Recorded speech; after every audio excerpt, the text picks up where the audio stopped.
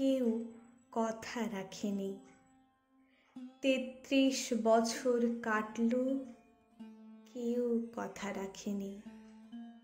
ছেলেবেলায় এক বষ্টমী তার আগমনী গান হঠাৎ থামিয়ে বলেছিল, শুক্লা দ্বাদশীর দিন অন্তরাটুকু শুনিয়ে যাবে।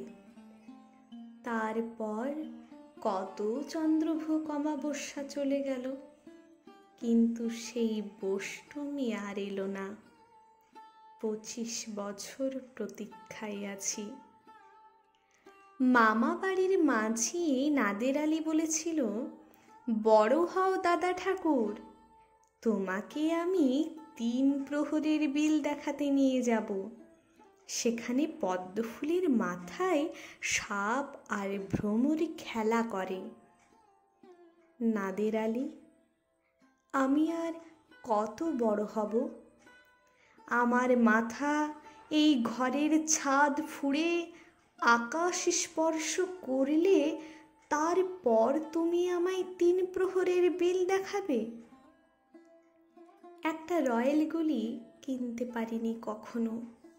লাঠি লজেন্স দেখিয়ে দেখিয়ে চুষেছে লস্কর বাড়ির ছেলেরা। ভিখারির মতন চৌধুরীদের গেটে দাঁড়িয়ে দেখেছি ভিতরে রাস উৎসব। অবিরল রঙের ধারার মধ্যে সুবর্ণ কঙ্কন পরা ফর্সা রমণীরা কত রকম আমোদে হেসেছে। আমার দিকে তারা ফিরেও চায়নি। বাবা আমার কাঁধ ছুঁয়ে বলেছিলেন, দেখিস একদিন আমরাও। বাবা এখন অন্ধ, আমাদের দেখা হয়নি কিছুই। সেই রয়্যাল গুলি, সেই লাঠি লজেন্স, সেই রাস উৎসব আমায় কেউ ফিরিয়ে দেবে না।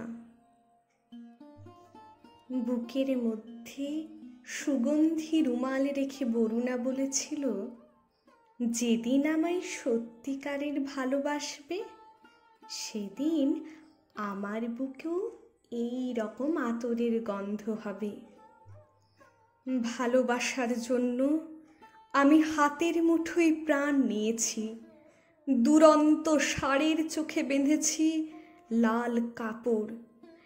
বিশ্ব সংসার তন্ন তন্ন করে খুঁজে এনেছি 108টা নীল পদ্ম। তবু কথা রাখেনি বরুণা। এখন তার বুকে শুধুই মাংসের গন্ধ। এখনো সে যে কোনো নারী। কেউ কথা রাখেনি। 33 বছর কাটল, কেউ কথা রাখে না।